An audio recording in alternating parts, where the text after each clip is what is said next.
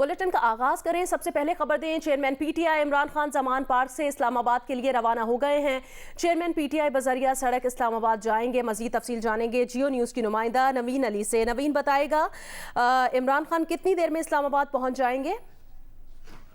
जी बिल्कुल, अब से 10 मिनट पहले इमरान खान जो है वो जमान पार्क से रवाना हो गए हैं तकरीबन, और ये बरास्ता मोटरवे जो है वो इस्लामाबाद जा रहे हैं। इस्लामाबाद का जो रास्ता है लाहौर से वो तकरीबन 4-4.25 घंटे का है। चूँकि एक नॉर्मल स्पीड के ऊपर जाएंगे, 120 की स्पीड पर होगी, तो इस हिसाब से तकरीबन 11 से 11:30 बजे तक जो है इमरान खान इस्लामाबाद पहुँच जाएंगे। सूरत हाल ये थी कि पहले इनका जो शेड्यूल था वो बरास्ता एयरपोर्ट जाना था, लेकिन उसके बाद जो है ये शेड्यूल चेंज हुआ और अब ये मोटरवे के जरिए जा रहे हैं। कारकुनों की ज़्यादा बड़ी तादाद यहाँ पर मौजूद नहीं थी, लेकिन जो रूटीन में और सारी रात यहाँ पर कैंप्स में कारकुन मौजूद होते हैं वही लोग यहाँ पर मौजूद थे। इसके अलावा जो पीटीआई की रहनुमा है मुसर्रत जमशेद चीमा इकबाल, जो उनके इकबाल जमशेद चीमा, उसके अलावा जो मियाँ असलम इकबाल है वो यहाँ पर मौजूद है, जो कि उनके साथ यहाँ से इस्लामाबाद के लिए इमरान खान के साथ रवाना हुए हैं। यहाँ पर जो कारकुन मौजूद थे वो नारेबाजी कर रहे थे और जो है यहाँ से जाने की कोशिश ज़रूर कर रहे थे। इसके अलावा रवानगी से कबल यहाँ पर मुसर्रत जमशेद चीमा ने और जो दीगर जो ओहदेदार थे मियाँ असलम इकबाल थे, उन्होंने भी यहाँ से मीडिया टॉक की है और उन्होंने आवाम को जो है जो कारकुन है पीटीआई के उनको जो है अलर्ट रहने का कॉल दी है, इंतज़ामिया को अलर्ट किया है और साथ ही साथ अदालत से भी दरख्वास्त की है कि इमरान खान को जो है इस्तिस्ना दिया जाए, उनकी सिक्योरिटी को बहाल रखा जाए। और यहाँ से वो बड़े पुर उम्मीद होकर गए हैं कि अगर जो है कोई नागहानी पोजीशन नहीं आती तो आज ही इस केस की पेशी के बाद जो है इमरान खान बरास्ता मोटरवे वापस लाहौर आज ही वापस आ जाएंगे। तो अभी तो सूरत हाल ये है कि यहाँ से जमान पार्क से ये काफ़िला रवाना हो चुका है, जिनमें रहनुमा है, कारकुन है, इमरान खान खुद है और वो यहाँ से रवाना हो चुके हैं। कुछ ही देर के बाद ये मोटरवे पे जो है वो एंटर हो जाएंगे और तकरीबन 11 से 11:30 बजे के दरमियान इस्लामाबाद पहुँचेंगे और तकरीबन 12 बजे जो है इस्लामाबाद में वो अदालत में अपनी पेशी देंगे। जी, chairman PTI Imran Khan Zaman park से इस्लामाबाद के लिए रवाना हो गए हैं। चेयरमैन पीटीआई बजरिया सड़क इस्लामाबाद जाएंगे।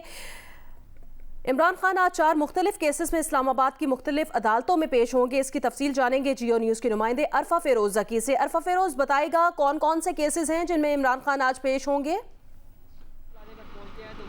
देखिए, पहले तो अपने जियो न्यूज़ के नाजरीन को हम बताते चलें कि 4 मुख्तलिफ केसेस हैं इस्लामाबाद में जहां इमरान खान पीटीआई के जो चेयरमैन हैं उन्होंने आज पेश होना है। ऑब्वियसली वो लाहौर से चल चुके हैं और तकरीबन 11 बजे के आसपास जो पीटीआई की जानिब से ये बताया गया है हमें कि वो बैंकिंग कोर्ट में पेश होंगे। बैंकिंग कोर्ट G11 में है और G11 में ही इंसदादी दहशतगर्दी अदालत भी है। इस्लामाबाद हाई कोर्ट के अहकामात के मुताबिक आज जो पीटीआई के चेयरमैन हैं उनको आज बैंकिंग कोर्ट में पेश होना है। यहाँ वो अपनी जो ज़मानत है उसमें तौसी करवाएंगे और मुमकिना तौर पर जो इंसदादी दहशतगर्दी अदालत है वहाँ उनकी ज़मानत जो है वो खारिज हो चुकी है, तो वहाँ भी वो मुमकिना तौर पर पेश हो सकते हैं और अपनी दरख्वास्त ज़मानत है वो पेश करेंगे।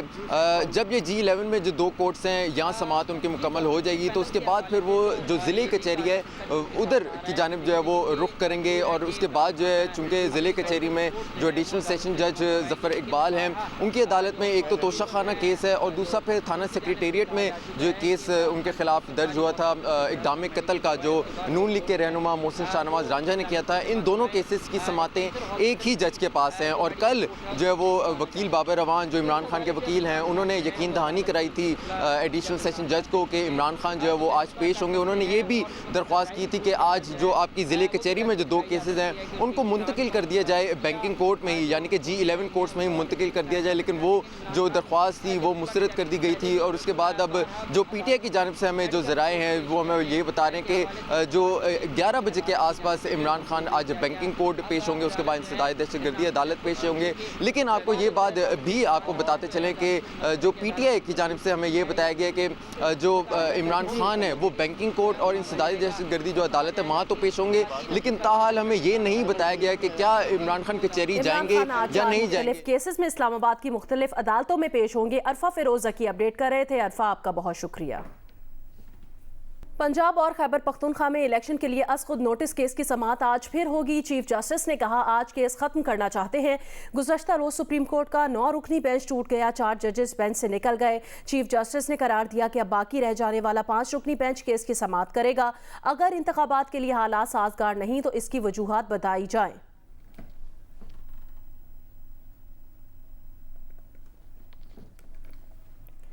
साबिक चेयरमैन सेनेट माहिर कानून वसीम सज्जाद ने कहा कि सुप्रीम कोर्ट के 9 रुकनी बेंच का टूटना नेक शगुन नहीं है। 5 रुकनी बेंच जो भी फैसला आएगा वो सियासी लिहाज से मुतनाज़ होगा।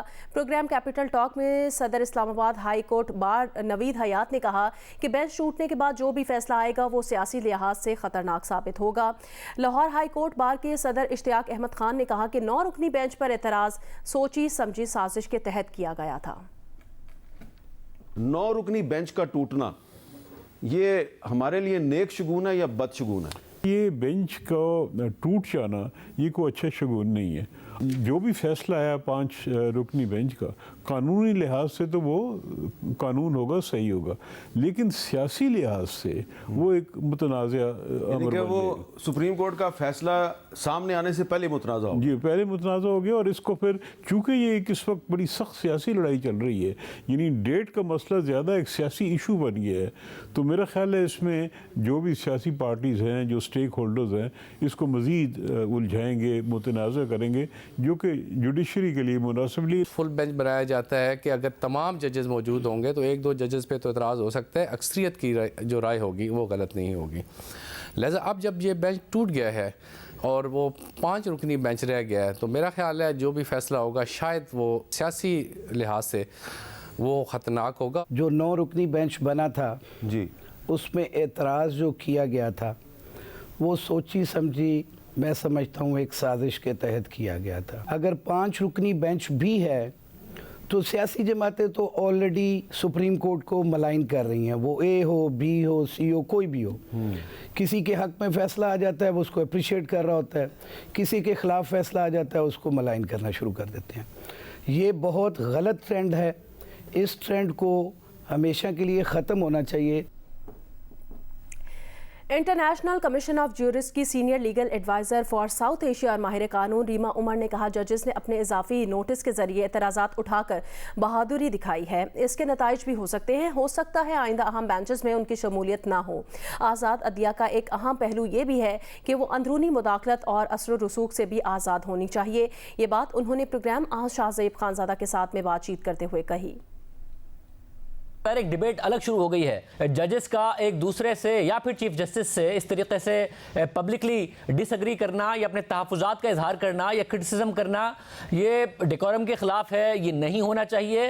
क्या दुरुस्त है या फिर इंटरनेशनली ये होता है और एक हेल्दी प्रैक्टिस है? मेरी नज़र में तो बहुत अच्छा है कि जजेस ने अपने जो एतराज़ात हैं वो इस तरह अपने एडिशनल नोट्स के थ्रू उठाए हैं और बहुत बहादुरी दिखाई है, क्योंकि शायद इस चीज़ के बाद में उनके लिए कॉन्सिक्वेंसेस हो, कल को अहम बेंचेस में उनकी शमूलियत हो ही ना। जो आज़ादी की हम बात करते हैं कि अदलिया आज़ाद होनी चाहिए, उसका एक बहुत अहम एस्पेक्ट ये भी है कि अदलिया इंटरनल इन्फ्लुएंसेस, इंटरफेरेंसेस से भी आज़ाद होनी चाहिए। और जो एतराज़ात जजेस ने उठाए हैं, चीफ जस्टिस साहब जो हैं वो अपने डिस्क्रेशनरी पावर्स या सवाबदीदी इख्तियार जो उनके हैं उनके जिस तरह इस्तेमाल कर रहे हैं उस पर सवाल उठ रहे हैं। इंटरनेशनल स्टैंडर्ड्स हैं वो बिल्कुल क्लियर हैं कि इस तरह की जो पावर्स हैं केस एलोकेट करने की, बेंच बनाने की, इनके बहुत सब्सटैंटिव इफेक्ट्स होते हैं, कॉन्सिक्वेंसेस होते हैं। तो इसमें जो डिस्क्रेशन है वो एब्सोल्यूट नहीं हो सकती। कौन सा केस सुनना है, कब सुनना है, कितने जजेस ने सुनना है और वो जजेस कौन होंगे, ये सब सुप्रीम कोर्ट के चीफ जस्टिस की पावर्स हैं और इसमें ये इंटायरली डिस्क्रेशनरी है। इसमें कोई स्ट्रक्चर नहीं है, कोई ओवरसाइट नहीं है, कोई अकाउंटेबिलिटी नहीं है और ये कोई आईनी इख्तियार नहीं है, ना ही ये किसी स्टैट्यूट में है। ये सुप्रीम कोर्ट में रूल्स के तहत चीफ जस्टिस के पास इख्तियारात हैं। एक स्टैट्यूट से ये जो पावर्स हैं तब्दील की जा सकती हैं। रिमा, वो जो सवाल था फुल कोर्ट का कि ये सवाल अब ख़त्म हो गया है और बात अब मेरिट पर ही हो रही है या फिर ये सवाल अभी भी बाकी है और इस हवाले से फैसला हो सकता है? मेरी नज़र में जो अहम कॉन्स्टिट्यूशनल सवालात हैं, और इस केस में तो वैसे ही कंट्रोवर्सी इतनी थी कि जजेस कौन होंगे जो बेंच पे होंगे, फुल कोर्ट बनाना चाहिए था। तहरीक इंसाफ के दर्जन भर मुस्ताफ़ी अरकान कौमी असम्बली स्पीकर चैम्बर जा पहुंचे हैं। राजा परवेज़ अशरफ ने कहा PTI वाले इस्तीफ़े लेना चाहते हैं, इस्तीफ़े वापस लेना चाहते हैं। इन अरकान को जवाब दिया कि आपके इसरार पर इस्तीफ़े मंजूर किए थे, मामले पर कानूनी टीम से पूछकर हतमी जवाब दूंगा। पाकिस्तान तहरीक इंसाफ का एक वफ्द मुझे यहाँ ऑफिस में मिलने के लिए आया। पहले वफ्द का मौक़िफ़ ये था कि हम इस्तीफ़े दे चुके हैं, हमारा डिप्टी स्पीकर उसको मंजूर कर चुका है, लिहाजा आप भी उसको मंजूर कर दें। इनका मौक़िफ़ ये था कि हम लोग अपना इस्तीफ़ा जो है वो नहीं देना चाह रहे थे। आपने जो हमारे इस्तीफ़े मंजूर किए हैं वो गलत किए हैं, लिहाजा हम कोर्ट में चले गए। तो मैंने उनसे यही गुजारिश की है कि ठीक है, आप लोग तशरीफ़ लाए हैं, सियासत में इस किस्म के जो मामलात हैं अगर वो जो सामने आते हैं तो उनका कोई ना कोई तदारक भी होता है, उनका कोई हल होता है। मुल्तान में all Pakistan inter university women badminton championship का इनेकाद किया गया, जिसमें मुल्क भर की 18 जामियात की खिलाड़ियों ने शिरकत की। मजीद बताएंगी जियो न्यूज़ की नुमाइंदा कशमाला इमरान। जी, मुल्तान में all Pakistan inter universities women badminton championship का इनेकाद किया गया है, जिसमें मुल्क भर की 18 यूनिवर्सिटीज़ की ख़वातीन खिलाड़ियों ने शिरकत की है। और इस 3 रोज़ा बैडमिंटन चैंपियनशिप में सिंगल और डबल मुकाबले कराए गए हैं, जिसके बाद लाहौर, भावलपुर, मर्दान और मुल्तान भाउद्दीन ज़करिया यूनिवर्सिटी मुल्तान की ख़वातीन खिलाड़ियों ने क्वार्टर फाइनल क्वालिफाई किया है, जिसके बाद उनके दरमियान मैच खेले गए हैं। और इस चैंपियनशिप में शरीक खिलाड़ियों का कहना है कि इस तरह की जो चैंपियनशिप है उसके इनेकाद से ना सिर्फ उनको अपनी सलाहियतें मनवाने का मौका मिलता है, बल्कि बैडमिंटन के मैदान में नया टैलेंट भी सामने आएगा। और इस चैंपियनशिप के इनेकाद पर ख़वातीन खिलाड़ी काफ़ी पुरजोश दिखाई दे रही हैं। जी, इटली में इतवार को होने वाले कश्ती हादसे में 28 पाकिस्तानियों के जाँ बहक होने से मुतालिक पाकिस्तानी सिफारत खाने की इतलात गलत निकली। नई और ताज़ा इतलात के मुताबिक हादसे का शिकार होने वाली कश्ती में 20 पाकिस्तानी सवार थे, जिनमें से 16 को बचा लिया गया है, जबकि 4 लापता हैं। इटली में तैनात पाकिस्तानी सफ़ीर अली जावेद ने वजाहत की है कि वाक़े के बाद पाकिस्तानी सिफारत खाने ने मुतासरीन तक कौंसलर रसाई हासिल कर ली है। कश्ती को हादसा दूर दराज इलाके में पेश आया, जहाँ पहुँचने में 9 घंटे की मुसाफत तय की गई, जबकि सिफारत खाने को हादसे की इत्तला पहले मुख्तलिफ ज़राए से वसूल हुई थी। इनकी Italian ministry of foreign affairs और इनकी मिनिस्ट्री ऑफ इंटीरियर की मदद से हमने कौंसलर एक्सेस हासिल किया और 16 पाकिस्तानियों के साथ मुलाकात हुई है। ये वो 16 पाकिस्तानी हैं जो इस कुश्ती में शुरू से सवार थे और इनको बीच समुद्र से बचाकर मेडिकल कैंप में लाया गया था, जहां उनको तिब्बी इमदाद दी जा रही थी। इन 16 पाकिस्तानियों के मुताबिक इनकी कुल तादाद 20 थी और 4 जो इनके साथी हैं, जो इनके हमसफर थे, वो लापता हैं। बिजली के फी यूनिट निरखों में इजाफे से परेशान फैसलाबाद के शहरियों ने सोलर सिस्टम की मार्केट्स का रुख कर लिया। ताहम सोलर सिस्टम की आसमान से बातें करती कीमतों ने शहरियों को मजीद मुश्किल में डाल दिया। रिपोर्ट करेंगे इरफानुल्लाह।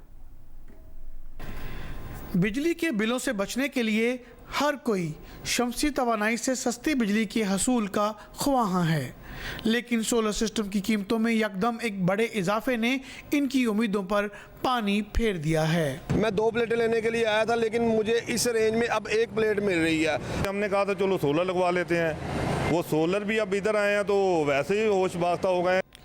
सोलर सिस्टम महंगा होने से खरीदार तो परेशान हैं, दुकानदार भी कीमतें बढ़ने से खरीदारी में कमी का शिकवा कर रहे हैं। जो कस्टमर हमारे पास आता था, हमारे से पूछता था कि ये प्लेटें का क्या रेट है, हम बोलता था 9,000 8,500। वो बोलता था चलो इस महीने का तनख्वाह लेके तो हम प्लेटें ले लेंगे। जब वो तनख्वाह लेके दोबारा आता था, अभी रेट 15,000 तक आ गया। वो बेचारे क्या करें। हमारा सेल होता था, फ़र्ज़ करो दिन में दुकानें समझ लो कि 100-200 कार्टन बिक जाता था। अभी 200 कार्टन का बजाय अभी 10-5 प्लेटें बिकता है। 10 प्लेटें ने दुकान का खर्चा पूरा होता है। महंगी बिजली से मुतासिर गरीब और मुतवसत तबके की हुकूमत से अपील है कि सोलर सिस्टम की सस्ते दाम फराहमी को मुमकिन बनाकर इनकी मुश्किलात कम की जाएँ। कैमरामैन अली अरसलान और मोहम्मद उस्मान के साथ इरफानुल्लाह, जियो न्यूज़, फैसलाबाद। हैदराबाद में 8वें 2 रोज़ा अदबी मेले में सैलाब की तबाहकारियों, मौसमियाती तब्दीलियों समेत मईशत और दीगर मौज़ूआत पर सेशंस हुए। हामिद शेख रिपोर्ट करेंगे। सिंध म्यूजियम हैदराबाद में होने वाले अदबी मेले का इफ्तिताह सूबाई सेक्रेटरी औकाफ मुनव्वर महेसर ने किया। अदबी मेले में मुख्तलिफ मौज़ूआत पर लिखी गई किताबों की रूनुमाई हुई, जबकि नौजवान सहाफ़ियों के लिए वर्कशॉप में एंकर सहाफ़ी नाजिया अशर ने लेक्चर दिया। आज जर्नलिज्म से मुतालिक जो कुछ आप सीखने की कोशिश कर रहे हैं, मुझे लगता है इससे कहीं ज़्यादा आप ऑलरेडी सोशल मीडिया के ऊपर कर रहे होंगे। तो कंटेंट जनरेशन अब सिर्फ मीडिया की मिरास नहीं है। अदबी सेशन में सैलाब की तारीख, कुदरती गुजरगाहों, सैलाब की तबाहकारियों के असबाब और रिपोर्टिंग को मौजूए बहस बनाया गया। सेशन में कैसर बंगाली ने इजहार ख्याल करते हुए कहा कि सैलाब नुकसान नहीं पहुंचाता बल्कि हम नुकसान पहुंचाते हैं। माहिर माहौलियात लियाकत शेख आफिया सलाम ने कहा कि सिंध का इंफ्रास्ट्रक्चर गैर मामूली बारिशों और निकासी आब की इस्तेदाद नहीं रखता। निकासी आब का निज़ाम बनाना होगा।